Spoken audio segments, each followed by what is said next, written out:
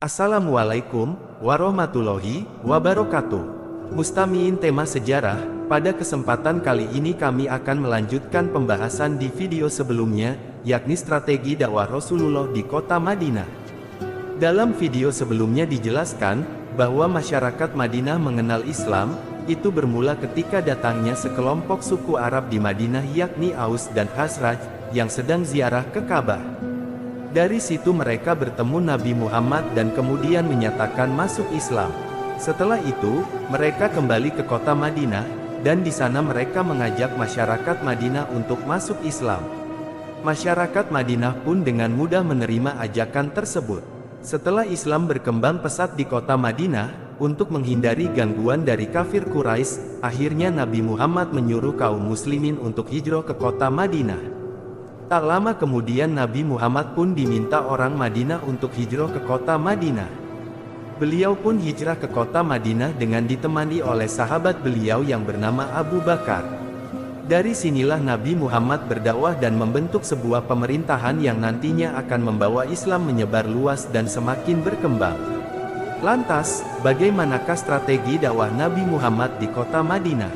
Berikut ulasan selengkapnya. Yang pertama, perjalanan Nabi Muhammad menuju kota Madinah. Sebelum Nabi Muhammad menuju kota Madinah, orang kafir Quraisy sudah mempunyai niatan untuk membunuh Nabi Muhammad, bahkan mereka sudah mengepung rumah beliau. Dengan pertolongan Allah, dengan ditemani Abu Bakar, Nabi Muhammad bisa keluar dari rumah beliau.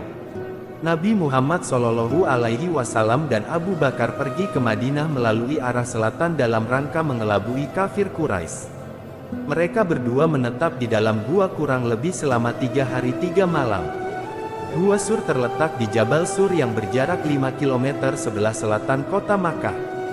Setelah menempuh perjalanan 7 hari, Nabi Muhammad dan Abu Bakar sampai di Quba, sebuah desa yang terletak 2 mil di selatan Madinah. Di sana, beliau membangun masjid dan merupakan masjid pertama dalam sejarah Islam. Beliau tinggal di Quba selama 4 hari.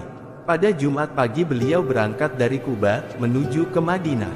Ketika sampai di perkampungan Bani Salim bin Auf, waktu sholat Jumat tiba. Nabi Muhammad pun melaksanakan sholat Jumat di sana. Inilah Jumat dan khutbah yang pertama dalam Islam. Untuk menandai peristiwa tersebut, dibangunlah di sana sebuah masjid yang bernama Masjid Jumat. Setibanya Nabi Muhammad di Madinah, di sana beliau menentukan tempat di mana beliau akan tinggal. Banyak orang yang menawarkan agar supaya Nabi Muhammad tinggal di rumah mereka. Menanggapi hal tersebut, beliau melepaskan untanya dan menetapkan tempat berhenti untanya yang nantinya akan dibangun sebuah masjid. Ternyata untanya berhenti di tanah milik 2 orang anak yatim. Maka Nabi Muhammad SAW minta keduanya untuk menjual tanahnya. Namun keduanya ingin memberikan tanahnya sebagai hadiah. Tapi Nabi Muhammad tetap ingin membayar harga tanah itu sebesar 10 dinar. Kemudian Abu Bakar pun menyerahkan uang kepada mereka berdua. Seluruh sahabat, dan bahkan Nabi Muhammad ikut membangun Masjid Nabawi, sebagaimana mereka melakukan bersama-sama dalam pembangunan Masjid Quba. Selama pembangunan masjid, Nabi Muhammad tinggal di rumah Abu Ayyub Al-Ansori sampai selesai pembangunan Masjid Nabawi dan tempat tinggal beliau. Yang kedua, sistem sosial. Peradaban atau kebudayaan pada masa Rasulullah SAW, yang paling dahsyat adalah perubahan sosial. Suatu perubahan mendasar dari masyarakat yang tidak bermoral menuju masyarakat yang bermoral dan beradab. Seusai pembangunan Masjid Nabawi, Rasulullah mengumpulkan masyarakat Madinah yang terdiri dari muhajirin yakni orang Makkah yang hijrah ke Madinah, dan Ansor yakni orang Madinah itu sendiri. Rasulullah membentuk persaudaraan antar muhajirin dan Ansor, dengan cara memerintahkan kaum Ansor, untuk berbagi harta, maupun tempat tinggal untuk kaum muhajirin.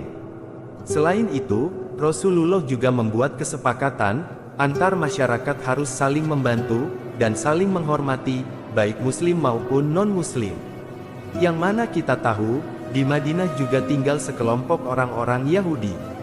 Di Madinah muslim maupun non-muslim akan terjamin keamanannya. Untuk mempererat persatuan masyarakat Madinah, Masjid Nabawi bukan hanya digunakan sebagai tempat ibadah, namun juga digunakan dalam berbagai aktivitas, misalnya keilmuan, musyawarah dan lain sebagainya. Kondisi sosial yang demikian baiknya, kemudian menjadikan kota Madinah yang mulanya bernama Yasrib, menjadi Madinah Al-Munawwaroh, atau kota yang bercahaya. Yang ketiga, sistem politik.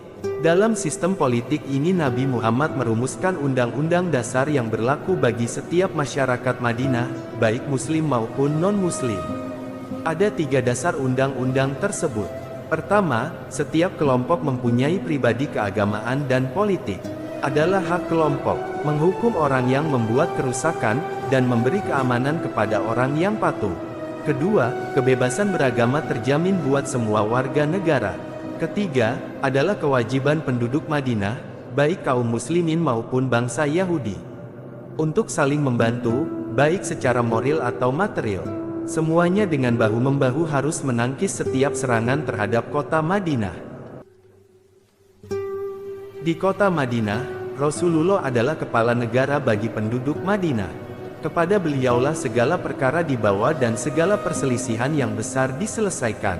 Untuk mengatur roda pemerintahan, Rasulullah memerintahkan kepada semua elemen masyarakat Madinah, secara bersama menandatangani sebuah dokumen yang menggariskan ketentuan hidup bersama yang kemudian lebih dikenal sebagai konstitusi atau Piagam Madinah.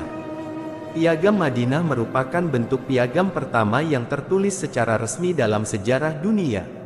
Sebagai gambaran awal, Piagam Madinah adalah undang-undang untuk mengatur sistem politik dan sosial masyarakat pada waktu itu.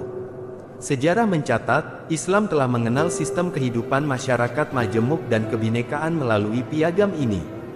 Melalui Piagam Madinah, Rasulullah Shallallahu Alaihi Wasallam ingin memperkenalkan konsep negara ideal yang diwarnai dengan wawasan transparansi dan partisipasi.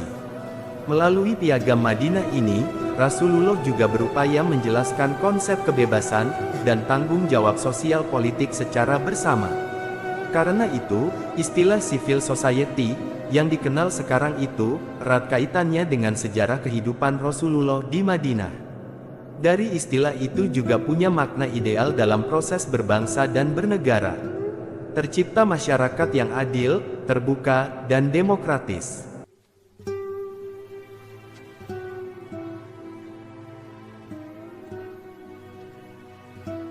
Mungkin hanya ini yang dapat kami sampaikan. Kurang lebihnya kami mohon maaf.